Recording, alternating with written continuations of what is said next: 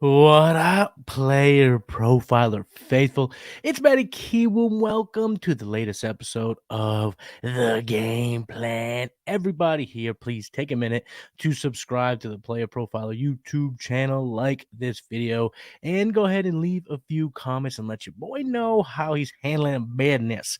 Today, I am not joined by a guest. It's a solo episode, but we are talking about a very important subject. How can we get extra pockets of value if we're drafting on ESPN? A lot of people who have been drafting throughout the offseason, the psychopaths like myself, tend to have been using FFPC or Sleeper. So we're going to compare the Sleeper data, the Sleeper ADP to the ESPN ADP early on to see where we could find a little bit of pockets for anyone that's drafting on ESPN. Even if you haven't been drafting on Sleeper, this is an episode you're going to want to check out because we are going to find you those pockets, those value that we're going to extract a little bit of value here to help you win in your leagues on ESPN.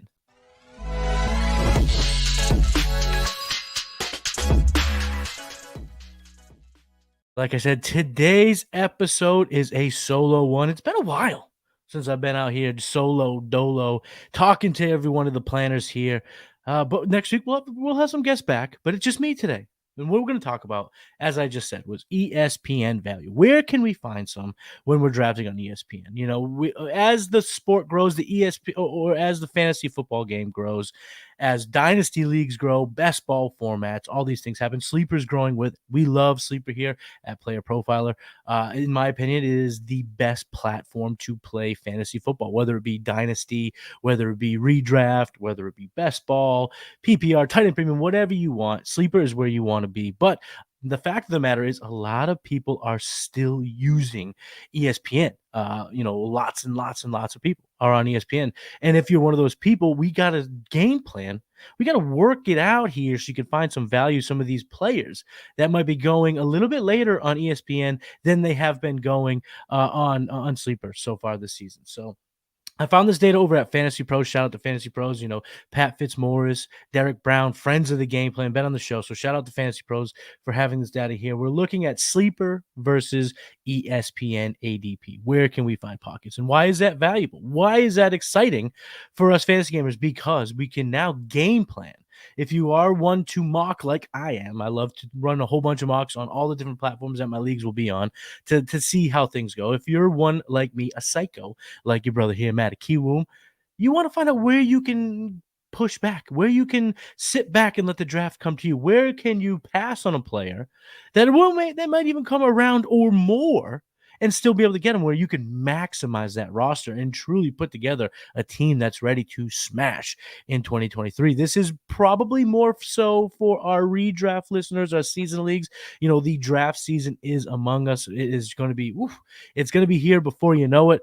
Scott Fishbowl has come and gone. This weekend is the Fantasy Football Expo. Shout out to everybody who is in Canton this weekend celebrating the game that we all love, fantasy football. I was able to go last year. It was an absolute blast. Met a bunch of really, really cool people in the industry. And this year seems to be just another step up. I'm just seeing pictures, getting so much FOMO over here in Massachusetts. But you know what? Your boy's going to make his appearance. He's coming back in 2024 because I can't be out for too long. It was too much fun last year. Everyone's looking like they're having even more fun in 2023. So I'm going to be there next year. So with all that was a kind of a side note, but basically why that came up is after the Fantasy Football Expo, we are knocking on the door for the NFL season, ladies and gentlemen. We are seeing week 1 of the preseason go on this weekend. We've seen a whole bunch of games. You know, George Pickett broke a tackle, made a safety look dumb, scoring a touchdown. Jahan Dotson hurdled a couple defenders and scored a touchdown. My man, Deontay Johnson had 3 nice catches, and Jerry Jeudy took a 30-yard touchdown to the crib last night. So we're getting some football. We're starting to see how these off-season narratives are going to be twined together as we prep for our draft seasons. So without further ado, let's dive into what I found here on ESPN. And we're going to go player by player here. We're going to look for the pockets of value, players that you can now maybe rate 2 rounds or more, however that goes on your ESPN leagues and compared to Sleeper League. So the first guy I'm going to talk about here is wide receiver for the New Orleans Saints, Chris Olave. Now, there has been an update on ESPN, which has kind of brought it back down to earth. He was a mega value just a couple weeks ago, but now he's going about a round after sleeper. So right now he is pick 38 on ESPN. He was picked 26 on sleeper. That is about a round difference. And early on in our drafts, a round difference is a massive, massive deal. And if when you look at Chris Olave's profile, his best comparable player is Garrett Wilson, fellow sophomore wide receiver from Ohio State. We're very excited about his QB upgrade in New York. I think we should also be very excited about the QB upgrade in New Orleans. Derek Carr has shown the ability to throw the ball deep. We're seeing a bunch of connection going on so far in the offseason between Carr and his sophomore receiver, Chris Olave. Olave last year saw 119 targets, caught 72 of them, had over 1,000 yards, and only caught 4 touchdowns. He scored 13.2 fantasy points per game. That was wide receiver 25. And right now, yes, he is going a little bit higher. He's going off the board right around wide receiver 14, 15. I don't know if he has that wide receiver 12 ceiling, but I do think finishing in the side of the top 15 is absolutely in his range of outcomes. And because of that, I'm looking to take advantage of this additional round value in terms of where we've been taking him right around pick 25, and now we're getting him right around pick 40 on ESPN. That's a pretty good value rating. And when we look at his underlying metrics, his ADOT was 9th best in the NFL. He had the 3rd highest air yard shares. But he also had the 5th most unrealized air yards. And what that tells me when you look at that analytical profile is he's a deep threat. He's a guy that can command a whole lot of deep throws from his team's offense. We saw that last year as he had a 40% air yard share. But that 845 unrealized air yards, 5th most, means that QB upgrade is going to be nice for Chris Olave. So if we can now go into our drafts, especially in our more casual drafts, and we can target a hero RB, let's say we want to go Bijan right around pick 8. If let's say we want to go with Austin Eckler, Christian McCaffrey, being able to Chris Olave now outside of the first 3 rounds, as opposed to where we would take him on sleeper, which is early 3rd. We're getting him now in the early 4th.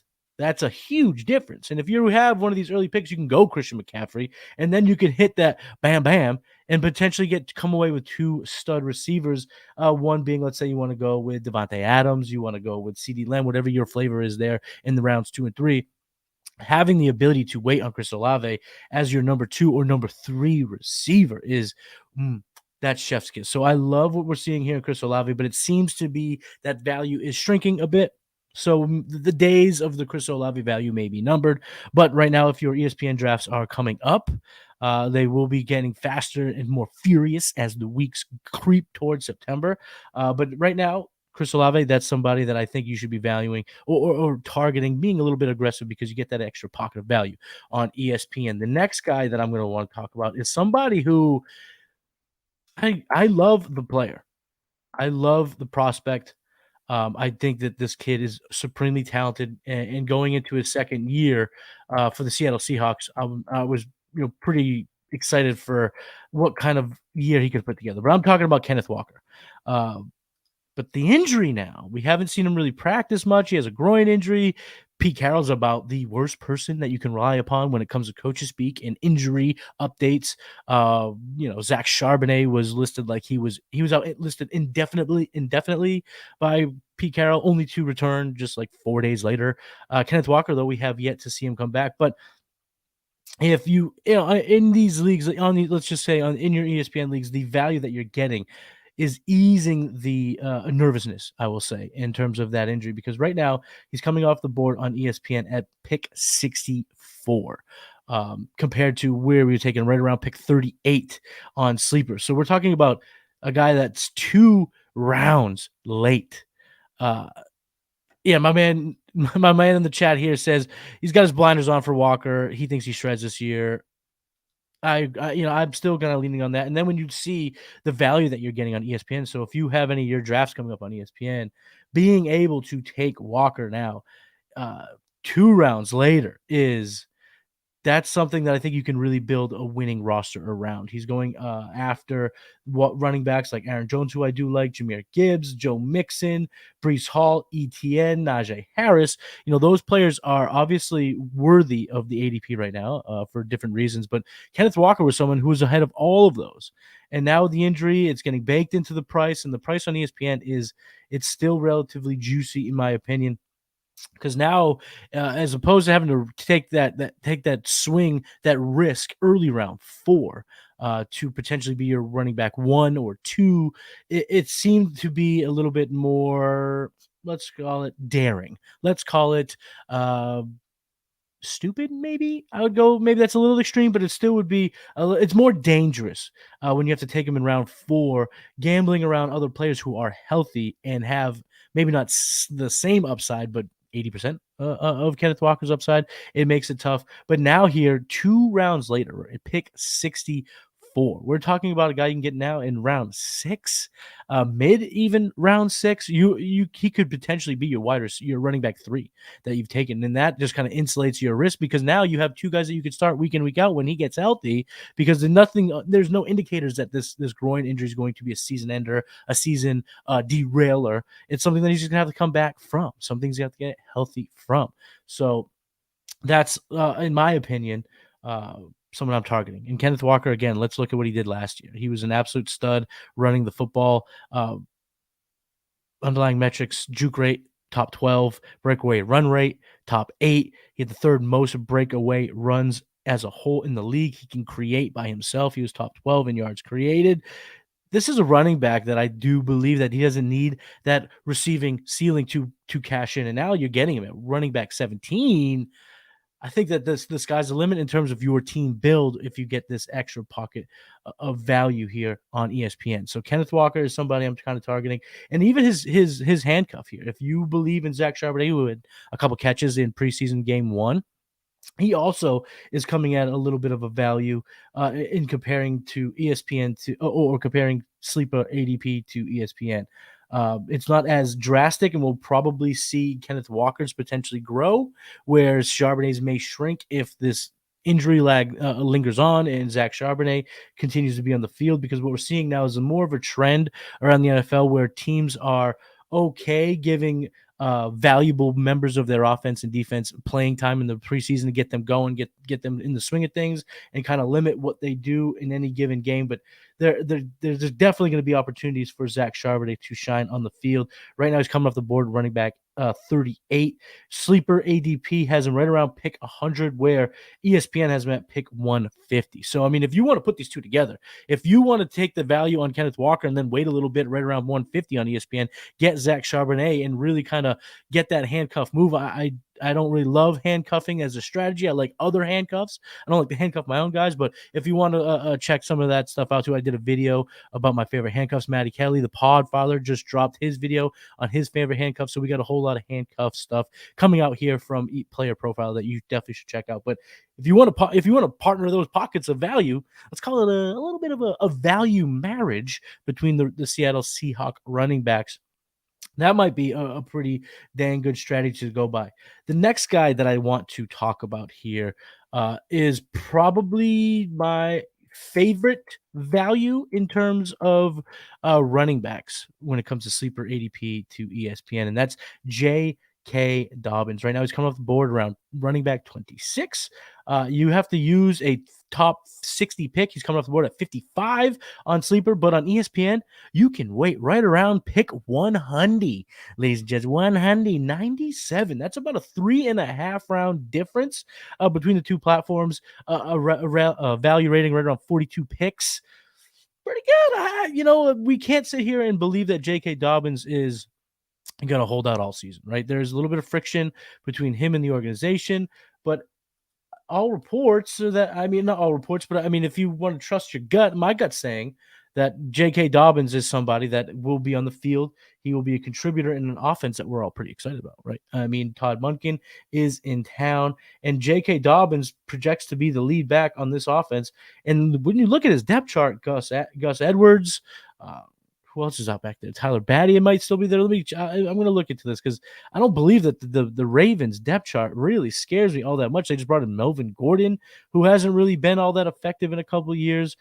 So when you look at their depth chart, it seems to me like J.K. Dobbins is going to be a player that is on the field for them and on the field for an offense that should be faster paced, should throw the ball more. And I know what you're saying, like Lamar Jackson doesn't throw to his running back. So why do I want the running back attached to Lamar Jackson if they're going to be throwing more? But I would say to that, if they're throwing more, the ceiling is higher.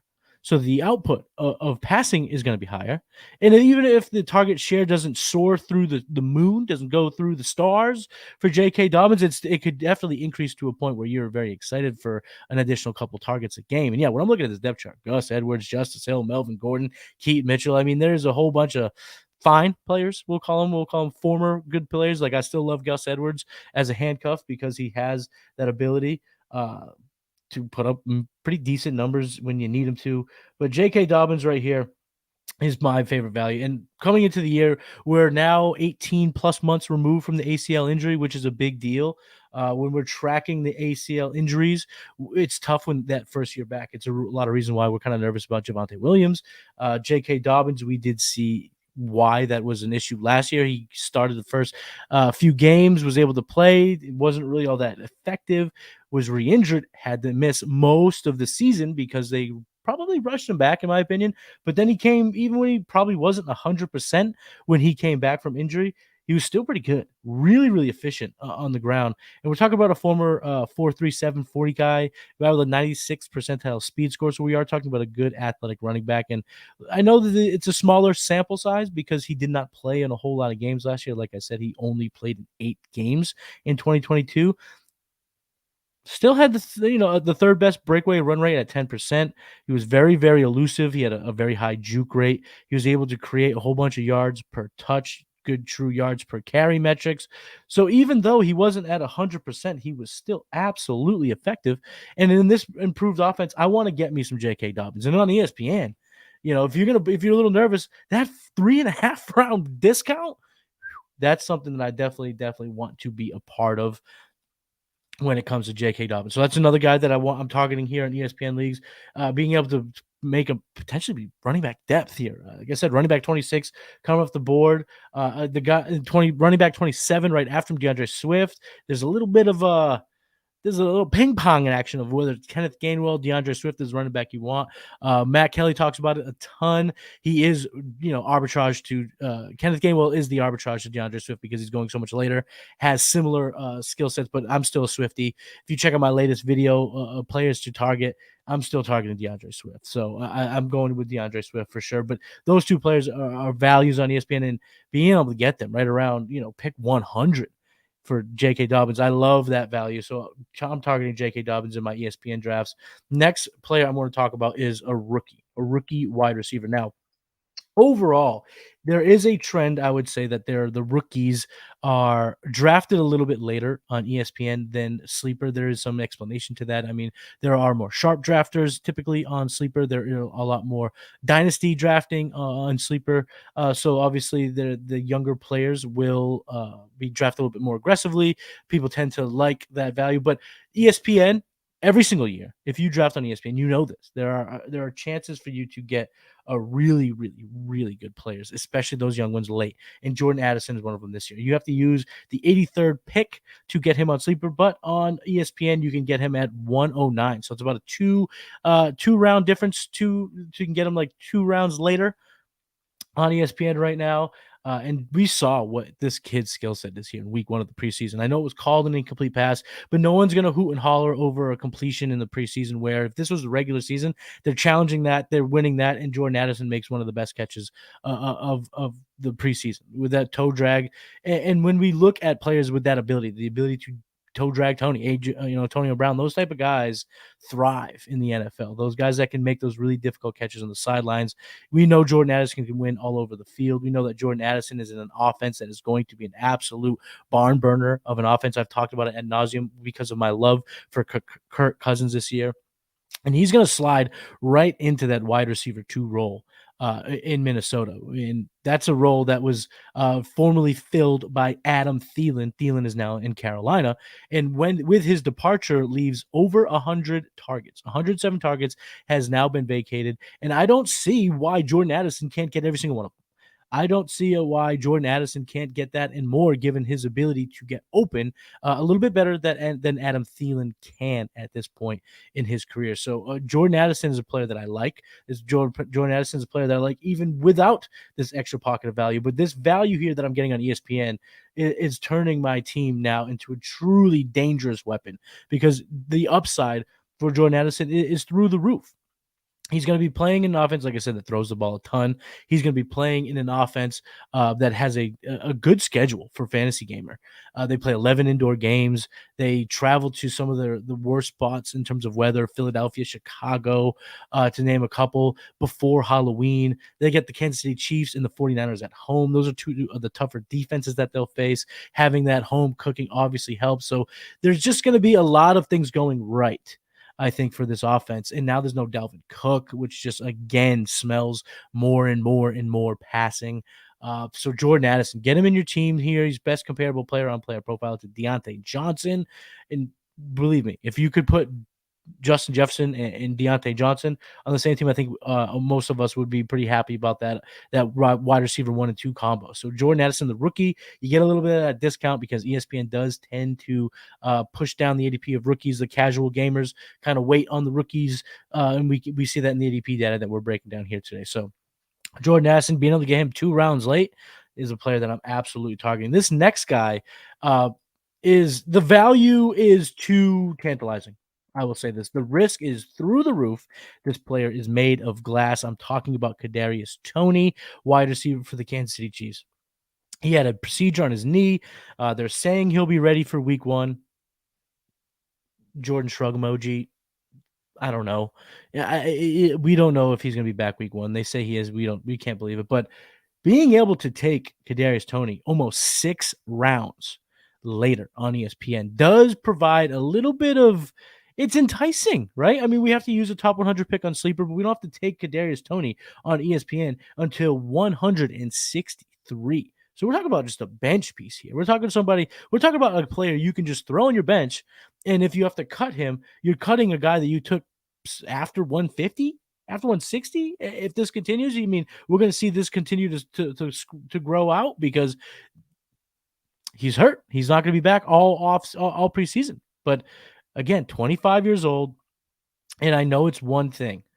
But that game against the Dallas Cowboys a couple years ago, when he was still in New York, I just can't get out of my head. He went bonkers in that game. He was a target monster in that game. He was just completely dominant in all aspects of the field. He saw 13 targets, 2 in the red zone. He caught 10 of those for 189 yards. He's wide receiver 5 that week. And that type of player, with Patrick Mahomes, it's going to be tough for your boy to completely quit Kadarius Toney, especially in season redraft and Dynasty. I'm kind of off of it because it just I don't like all that risk. But in terms of redraft in your seasonal leagues, I might be able to take on, because if he does click and if he comes back and he's dynamic, and they don't need a ton of targets, a ton of targets don't have to go his way for him to be effective with the Chiefs. I think I'm going to take this. I think I'm going to take a little bit more chances on ESPN than I have anywhere else, because, like I said, getting him after 150, getting him at pick 60 at wide receiver 46. Give me the psychopath from Kansas City. I think I'm gonna have a little bit of Kadarius Toney in some of my ESPN drafts. I don't draft on ESPN a ton, but some of my buddy drafts and some of my other drafts from ESPN, I'm gonna be having some Kadarius Toney, because what if? I want a little bit of that exposure. I want a little bit of that upside being in the Chiefs offense. The next player I'm going to talk about is a rookie running back. We saw him last night catch 4 passes for the Miami Dolphins. I'm talking about Devon Achane. He's coming off the board right now at running back 41. Sleeper, we have to use a top 115 pick. So, again, there's some value even there. But on ESPN, you can get him right around pick 200. Let me say that again. You can get the potentially – let me restart. That wasn't good enough. Let me do it again. I'm going to do it again. I'm solo here today. I can do whatever I want. We'll take another second. you can get the potential running back one for a high octane Miami Dolphins offense right around pick 200. 198 right now in ESPN. That's about a 7-round difference. The 83 picks is wow. I mean, and this guy is his 100th percentile outcome is his best comparable player. That's Chris Johnson. But will that happen? Probably not. But in my seasonal redraft leagues, this is a guy that if you just take here a pick 200 and they completely side skirt Dalvin Cook or Raheem Mostert gets hurt in week 1, which could absolutely happen, you're going to save a ton of fab. You're going to say this is a guy that could be empty the bank out on your ESPN Fab leagues, and this because of his speed. It's because of his speed. 4.32 speed. He had over 108 speed score, 88th percentile. He's only 5'9", 188. That's how fast he is, ladies and gentlemen. So I'm going to take some shots here on Devon Achane here in ESPN leagues because that value is insane. You could just throw him on your bench. He could be somebody that just kind of percolates and you see what he can do in Miami. And all of a sudden, a couple big games later, he can go bonkers. But this kid he's a special prospect. Shout out to Theo OG, the Theo Greminger, who's been kind of touting Devon Achane the entire process, even back to before the draft. Very excited about him because his output in college was that of a bell cow. He had 196 rushing attempts last year, 130 the year before. He's averaged 1,000 yards over his last 2 seasons. And then obviously we love his pass catching ability. To catch 4 passes in week 1 of the preseason is encouraging. So to be able to get Devon Achane, throw him on the back of your bench, sign me up. That is someone on ESPN drafts that I just cannot leave without. I got a couple more here before I say a goodbye on this beautiful Saturday afternoon. The first guy I want to talk about did leave the game injured after week 1 of the preseason, but we love the skill set of Elijah Moore. So we're going to want to follow that injury very, very closely. But again, given this value in which if an injury could make that value go, spread out more and more, give me all the Elijah Moore that I can get in my ESPN drafts. We have to take him right around pick 112 on Sleeper. He's going off the board at 151 on ESPN. That's about 40 picks difference. That's a 3-round difference in terms of where you have to take this guy. And we love Elijah Moore's skill set. His best comparable player is Tyler Lockett, my player profiler. He just hasn't really been given the true opportunity in the NFL. There was a whole weird thing that went on with the Jets. He flashed as a rookie and then a sophomore. He just didn't play, but when he did play, he still looked good.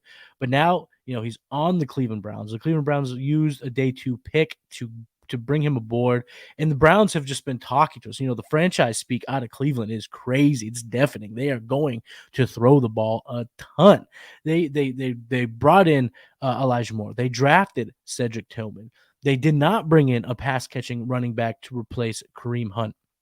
They are looking to chuck the rock, and I want to get this 23-year-old wide receiver on my teams, especially on ESPN, where I'm getting him at a 3-round discount.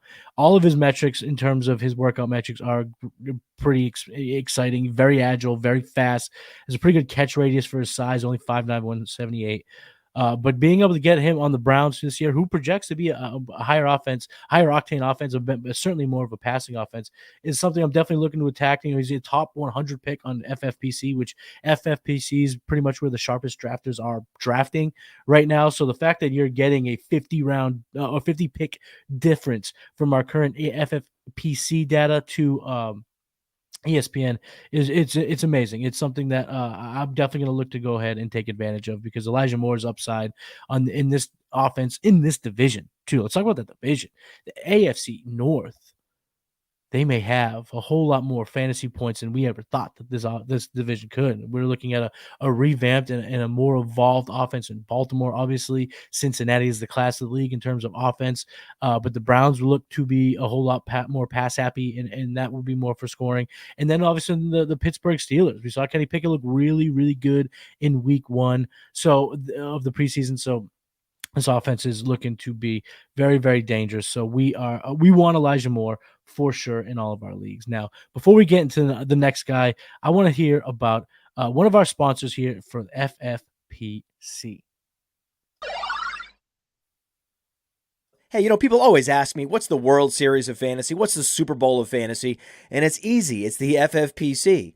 Their signature Players Championship has a $6 million prize pool, and their best ball leagues start in February. And they're the answer to so many questions. Hey, what's the best place to get a Dynasty Orphan? Well, you can adopt a Dynasty Orphan at the FFPC right now. There's more orphans at the FFPC than anywhere else on the internet. That's why we partner with them. So if you want to play fantasy football for low, medium, high stakes, you love Dynasty, you love best ball, you love seasonal leagues, all types of fantasy footballers need to go to the FFPC. And remember, use promo code Underworld. Promo code Underworld gets you $25 off your first team. Promo code Underworld, $25 off your first team, no matter what the format is, at the FFPC. Go get it.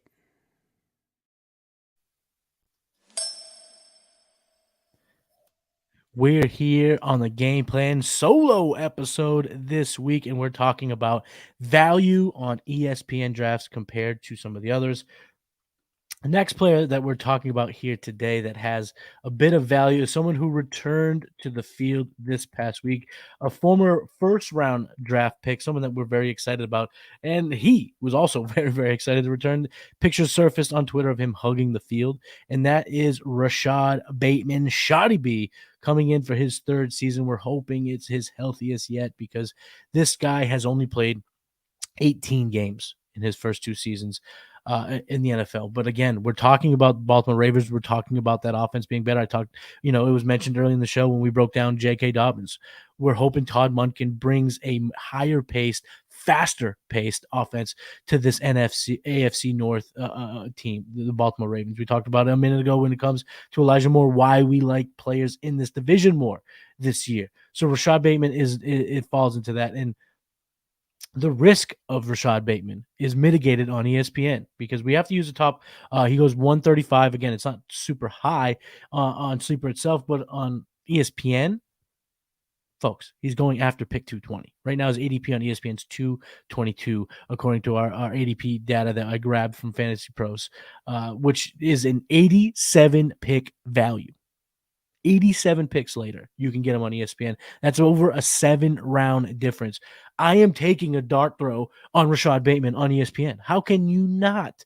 This guy could potentially be the wide receiver 2 on an offense that we're hoping takes that next stride. If you believe that Odell Beckham's the guy and he's still got it, maybe you will be a little bit more, you'll be against this pick here, but I don't think so. I don't know how much Odell Beckham has in the tank. And if we're talking two injury plagued players, you're talking about a former great or someone a younger player who bounces back from injury better. I guess we'll see this year. It's a good case study, but I'm going with Rashod Bateman with this value here on ESPN. My man Jonathan Lang in the chat saying that Lamar called Rashod Bateman the team's wide receiver 1. That feels good for our Shoddy B enthusiasts. The risk is obviously very, very tough. It's something that you have to be cognizant of, obviously. But come on, guys, 222.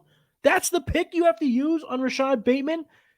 I think that's okay with me. Again, where he's going in similar ranges of Ezekiel Elliott, Deontay Foreman, Jalen Hyatt, Zay Jones, Rondell Moore. These guys are all considered sleepers at best in most rankings. So to be able to get a guy like Shoddy B, a former favorite, a former darling of the fantasy world, at wide receiver 56 after pick 220 on ESPN, I'm taking that all day long. All day, baby. All day long. The next guy I'm talking about, we talked a lot about running backs and a lot of receivers. That is where the value is most apparent when we're looking at sleeper versus ESPN data for average draft position. So that's kind of the positions we've harped on. Like I mentioned earlier in the show, rookies tend to be deflated a little bit in that value. So we're seeing good value for Rashee Rice, Jonathan Mingo, Tank Bigsby. So all of those guys, if you want to attack some rookies late, are all really, really positive. But this rookie here that I'm attacking is a tight end. Sam LaPorta. He's coming off the board at tight end 19 on ESPN. You can get him right around 191. That's about 3.5 rounds later. Then you have to take him on sleeper. And Sam LaPorta is a player with a very high ceiling. Um, it seems as if for whatever reason, the hype has kind of quieted around Sam LaPorta at Lions camp. I mean, he crushed it at rookie camp. He was really, really good at OTAs, but now here in the preseason, we're just not hearing a ton about him. And I think that's a good thing. I think sometimes still waters catch the best fish. Is that the expression? I don't know. I routinely just make a mockery of myself trying to use expressions here that I just don't quite know. But anyway, I do know that Sam LaPorta is a good tight end. He's an athletic tight end. 91st percentile, 40-yard, 85th percentile speed score. He has good burst, well above league average. He's very agile, 90th percentile agile score. He's a quarterback's friend because he's 97th percentile catch radius. And look at the team that he's on, right, ladies and gents? The Detroit Lions is a top 5 offense from 2022 that does not have a clear number 2 target in their passing game. Jameson Williams, well, he had 7 targets, caught 1 of them or 2 of them. I don't know how dependent he is going to be even when he comes back from suspension. He's not going to be dependent while he's suspended for the first 6 games. Amon-Ra St. Brown is an absolute stud. We all love Amon-Ra. Who doesn't love Amon-Ra? Jahmyr Gibbs caught a couple of passes in week 1 of the preseason. We expect him to be very, very, very involved in that passing game. But again, I don't know if you could say a rookie running back is going to be the number 2 pass catcher in this offense. I think even though that he's a rookie, I still think a tight end like Sam LaPorta, a guy with yak ability, someone who can, make people miss after the catch. He can break it to the lights, take it to the end zone and score them touchdowns. And at tight end 19, everybody. I mean, you're getting a pretty good value. You're getting a chance now that you could take him as your late round tight end stash. You could go a little bit, if you wanted to take someone in the middle, a Pat Freiermuth, a Dalton Schultz, a Tyler Higbee, and then follow it up with a Sam LaPorta. You can build such a formidable roster, such a solidified, strong, deep roster. And now you're inserting Sam LaPorta in as your potential, league-winning tight end. Oh, sign me up. And the value is just too much to pass up on ESPN. So Sam LaPorta is another person. He's another player that I'm targeting. Rookie from Iowa. I think on ESPN drafts, he's absolutely going to be on my rosters. And I think he's a player that can be at worst trade bait, at best a league winner tight end for your team if you miss out on some of the top dogs, which, in ESPN leagues, your casual drafts, sometimes it's best to just wait if you don't get one of the top dogs. I talked about it with my man Matt Babbage on last week's episode. And if you haven't checked out last week's episode, I highly recommend it. Matt Babbage brought that heat, and we were talking about redraft strategy, so go ahead and check that out. You can parlay that episode with this one and get yourself all game planned up, all ready to go to dominate your seasonal redraft leagues on ESPN.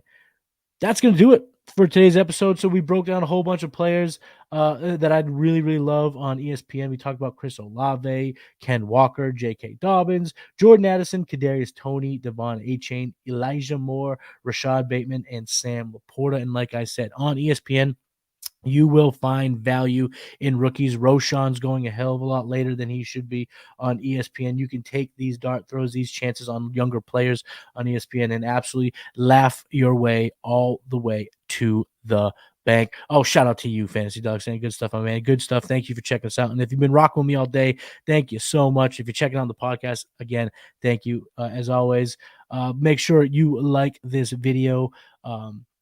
Go ahead and subscribe to the Player Profiler YouTube channel to get access to all of our shows.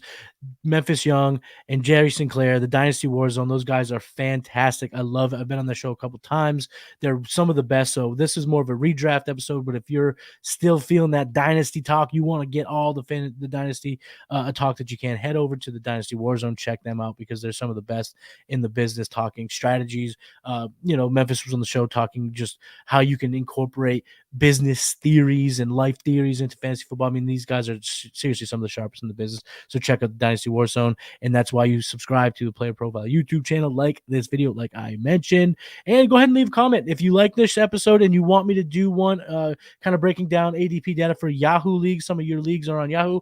If that's something you would like to see, just go ahead and leave that in the comments. Let your boy know, and I'll provide it for the people. Whether it be an overtime episode or a full episode, that is up to y'all. Go ahead and leave me a comment. You can find me on You can find me on Twitter or X. You can find me on X now, I guess. It's my handle on X is at Matty Kiwoom. Reposting, posting, not retweeting. I guess you can't do that anymore, but I don't know. It is what it is. But all my work, playerprofiler.com. You can get my TikToks at playerprofile and at profile_NFL. And if you just can't get enough of Matty Kiwoom, head on over to Patreon, patreon.com/the executives, where me and Cody Carpentier have teamed up to provide Patreon content for all of the listeners. So go ahead and do all that. My friends, amigos, keep game planning, and I'll talk to you next week. Peace. Hey, I want to take a moment to thank you for tuning in. It's important to me that all of our media be free. This is only possible because of you allowing a true independent sports media enterprise to thrive unlike any other in the business. So please subscribe to the All-In Package to continue to make all of this possible, to ensure that all of our stats, information, data, content is available to you, especially you, the people that get the site and get the show.